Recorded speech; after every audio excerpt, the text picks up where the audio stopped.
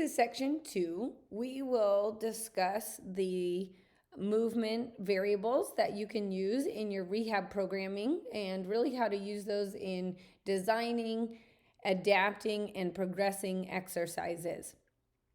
This is one of my favorite quotes. We shift from being a master mechanical technician to a creative, humble facilitator, meaning that you might see an exercise that you think is really great, and a master technician would just apply that. So if you think, oh, a bridge is a really great exercise for someone with low back pain, and then the master technician just applies that to every single person that comes in with low back pain.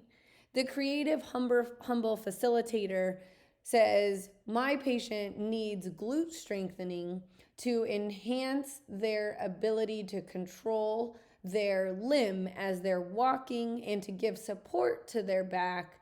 And so I'm going to choose a glute bridge, but I'm going to put the feet up on a bench to enhance the exercise to help them get more out of that and drive more muscle activation.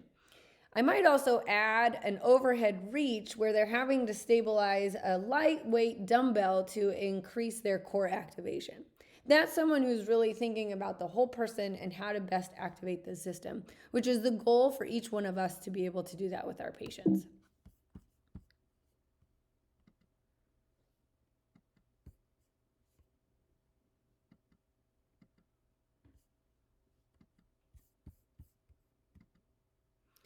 Global movements are something you'll hear us talk about a lot. Global versus local. Global meaning that you're looking at the whole system and how it works. So you're looking at someone's posture, you're thinking about their movement patterns and their ability to perform that. You're also taking into account what the demands of their work or their sport might involve. And you're thinking about the task versus local, which we'll get into on the next slide, where you might be thinking of something very specific that they need out of them. So an example would be, I know that my patient has to have shoulder flexion, and I need to improve shoulder flexion to be able to have pain with raising their arm, have no pain raising their arm above their head.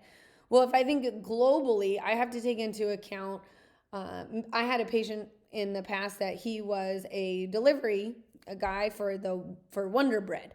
And so he needed a lot of shoulder flexion with stability to be able to slide the bread carriers out from all different heights. And so when I'm designing his programming, I'm thinking about, yes, does he need shoulder flexion? Absolutely. But he also needs the ability to have movement in his thoracic spine. He needs stability along with mobility. He needs to be able to move a weight over his head from the anterior position to a posterior position, all the while thinking about, as I'm designing his programming, that this is the global viewpoint that I'm going to take to enhance his programming. Local is thinking more about the isolated area. During my objective testing, I might come to find out that he has weakness with shoulder flexion and pain, and then I might do a deeper dive to understand that his supraspinatus is really poorly activated, and the supraspinatus tendon is what I would say is inflamed or becoming impinged upon. So as I'm designing his programming, I'm thinking about how best to activate the supraspinatus during my movements, but I'm still going to put that global influence all around that to help enhance the exercise and to maybe think about how best to serve him. This is something that we used in our continuing education course, which I thought was really nice for just a summary of all the different movement variables that we'll go over in the next several slides. These are really how you're going to tweak, design, and enhance your exercise and your patient's ability to perform the exercises. So a lot of times we only think about, okay, progression and regression, the first thing we think about is load. Well, I'm going to challenge you to think about that there's a lot of different ways in which you can challenge the body and maybe even regress the exercise if it's too hard. we usually start with the action or the type. So you might say, I want my patient to be able to do a squat. That would be the very basic type of exercise that you're doing. Now, there's thousands of different ways that you can tweak that squat, but that might be what you're thinking about. You might be thinking about reaching, right? We can do overhead reaching with our upper body. You can do lower extremity reaching with your lower body. So those are the kind of main big bucket that your exercise will start in. You're going to think about what type of surface that the exercise that you're designing is to be performed about, but you're also going to think about what surface your patient has to function in. So I like to use swimming as a good example of that. Most of us aren't going to have the ability to recreate exercises in a pool, but if you think about what all the factors you have to consider, where's the resistance at for them? How do I create somewhat of an unstable environment or surface? Because that is what's happening in swimming, that their core is constantly being challenged because of the surface that they are in. What position are they in while they're in that environment? Most of the time we love to do a lot of our exercises in an upright or standing position. But if for a swimmer, they're in a surface that is really, they do most of their activity in prone or in supine. So again, you're going to think about all of those as you start to add in those for your patient.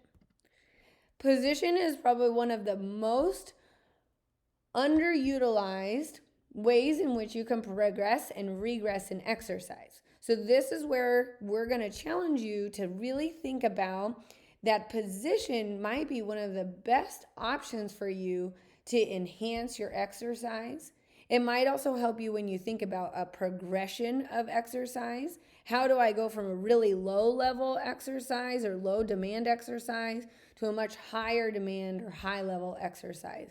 And position is one of those things that you're going to come and start to think about. How do I build on the task? Maybe I have my original exercise is in standing. Maybe I just want to do a V-up with my upper body. And because I'm thinking about I want to locally influence the supraspinatus. Plus, I want to drive that the patient has to start to be able to reach up overhead. So I'm going to start that activity. But then I look at their posture, and they're standing with their rounded shoulders, forward head posture, and think, well, how can I enhance this? Well, if I put them in a half kneeling position, now I've just opened up their trunk. I've increased the demand on the core, and I've allowed there to be some thoracic mobility involved. So I've just enhanced the exercise. So we're going to come back to trying to think about that. The driver is one of the main things that you're gonna utilize. This is really something that can create an action in the body. It can act as a cue, and it can be a good tool that you use to start to cue your patient for the better outcome or the better performance of the exercise that you're wanting from them. So an example would be that we might use in this example right here. She's doing a single leg stance, forward bend, right? Kind of getting into the tabletop position. Our local influence would be the core and probably the proximal hip. So we're going to drive at the proximal hip. Let's say that she's really more flexed forward in her trunk. I could say, I really want you to reach your hands towards that front wall as strong as you can. So what is the driver creating more of the activation in the core and in the glutes and a better positioning? The hands would be the driver. We're just using the reach as the driver. So we're usually talking about the driver being an anatomical position. Okay. So another example would be if you have someone performing let's think about what's a common thing.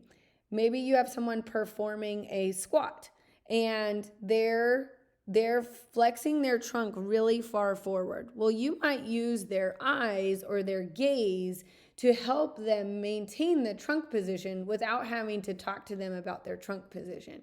You might tell them that you want them to look straight ahead. You might tell them that you want them to maybe look between where the wall and the ceiling meet, so that that starts to raise up their trunk and helps them get the better outcome. So you're using your eyes as a driver for that.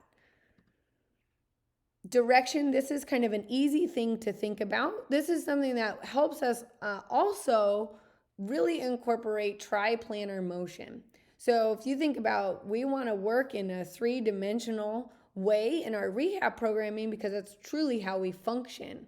So thinking about adding in multi-directional exercises to increase the demand on the system is really an essential component of a good rehab program. So we're thinking anterior, posterior, can do same side lateral or opposite side lateral, same side rotation and opposite side rotation. You can do it on a clock or a compass type of environment. You can, but those are usually, we say, I want you to reach anterior, I want you to reach lateral. We think about a lunge, right? We can do an anterior lunge, a lateral lunge. We can do a rotational lunge. So there's a lot of different lunges that we can do, but you can apply that to a lot of different ways of your programming as well. Height, you want to think about lots of different ways in which you can use height. Your height of your driver, maybe you want someone to reach at shoulder height as they're doing a squat to increase their front body wall activation. So that might be something. You maybe want them to reach up overhead to increase the demand on their adductors as they squat. So thinking about different things like that.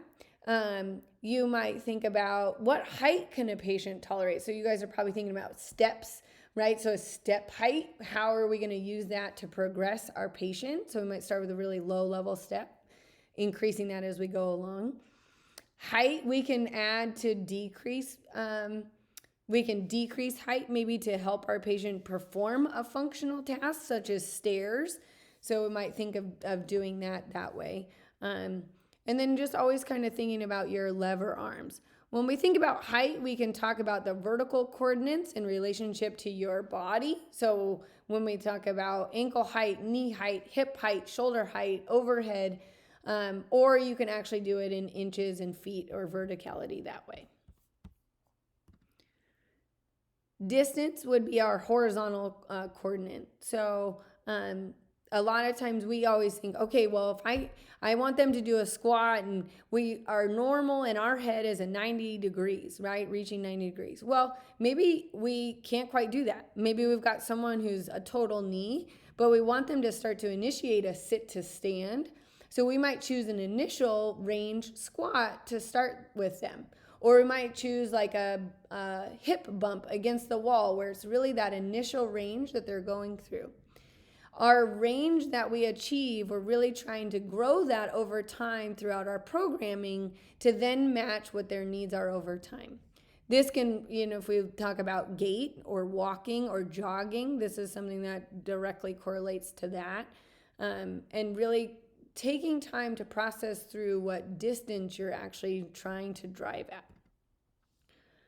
Load is an easier one, right? Because that's kind of naturally what we do when we work out is we tend to add load.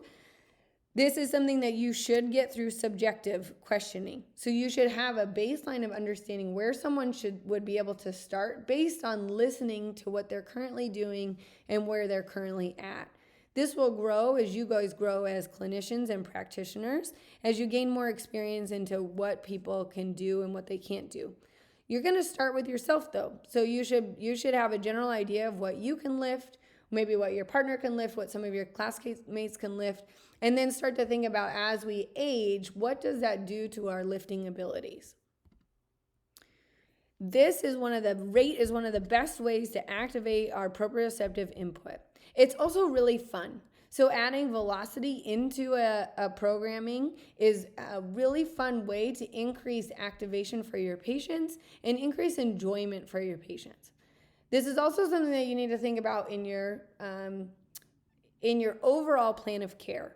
Because a lot of times when we add speed to something, we start to see decreased coordination, decreased quality of movement. So we really want to make sure that we're progressing rate just as we would progress load and progress our ranges that we're working in as well. Duration is how long. This might be how you describe your sets and your reps. This might be how long you describe an aerobic demand that you want someone to do. So in most exercises, you should be able to identify most of the movement variables that you are doing. There should not be a lot of NAs in it, because if you really break down an exercise, you should be able to identify most of these have a component where you can add in a lot of those movement variables. So you might say, hey, I didn't add any load. Well, are they doing body weight? Are they decelerating or accelerating in some way?